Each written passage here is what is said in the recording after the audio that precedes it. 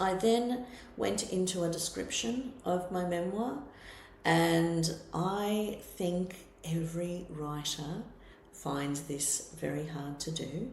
We are creating books, and these are extensions of ourselves, and it's very hard to take that step back and to then look at it in terms of the themes and look at it in terms of what it's trying to do. And so I have some tips for doing that that I will go through.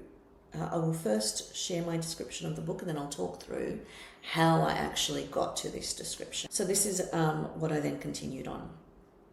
My memoir, Things Nobody Knows But Me, 69,000 words, is the story of a bond between mother and daughter and the toll that mental illness takes on an individual, a family, and a community.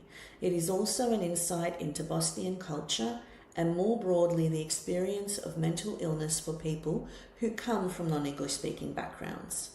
I was 16 when my wagging caught up with me, and I ended up in the high school counsellor's office, and I finally learnt the medical label for the malady that had dogged my mother and affected my childhood.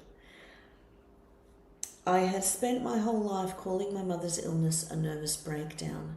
Now I found out that my mother suffered from a mental illness called bipolar disorder. In adolescence, I became my mother's confidant and learned the extraordinary story of her life.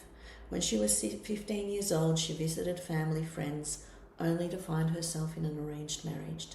At 16, she was a migrant, a mother, and a mental patient.